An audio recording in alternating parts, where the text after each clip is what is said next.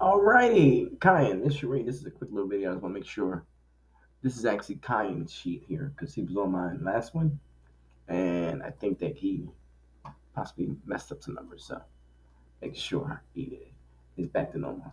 But you remember this is the property that we was working on before. It does all the stuff for you, everything you possibly imagine. All you're gonna do is you fill in this. If it doesn't have anything, just back it out. Don't put a zero because it's gonna count it because you average when it goes to average because zero is a number. It's gonna average those. Okay. If you take this, back it out if there's not nothing there. Okay. Then this average pulls. Average is actually going to take the premium. The premium at 50%. Remember the premium at 50%. It was actually 12.1 million dollars. That's our actual capital stack. But remember, we did this thing at 30%, which is really underutilizing this thing. So I'm gonna put it to 40 because I think I actually had it at 40 in the first place. Yeah, 11.4 was the capital stack. That's the capital stack. Remember.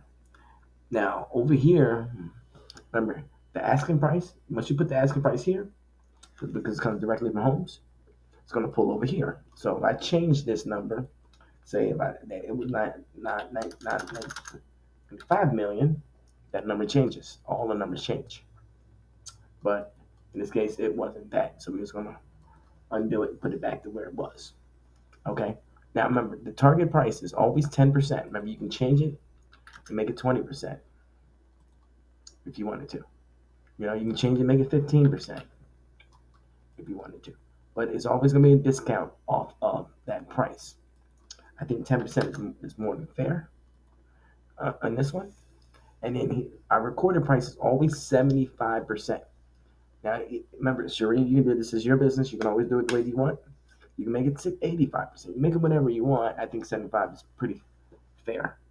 You make 60%. Yeah, well, shoot, man, think about it. You made it 40%. 40%. Look at that. Now you're gonna record this thing. You really like the white people. Now you're gonna record this at 2.9 million. So now your loan amount is only be 1.9.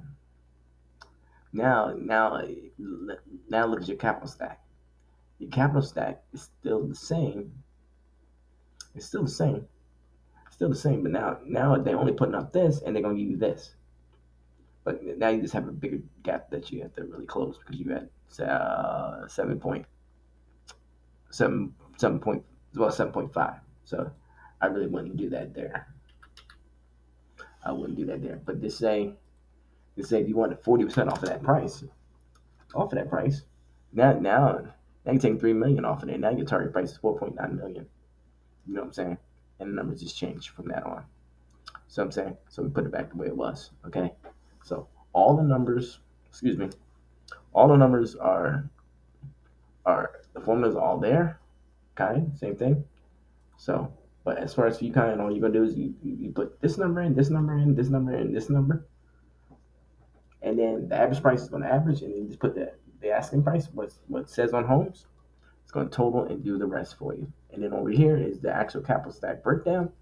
This is the only number that you're going to fill in this spot as well. It's the only number because if it's 7.4, you're going to round it to 7.5, and that's going to be what you're buying the property for.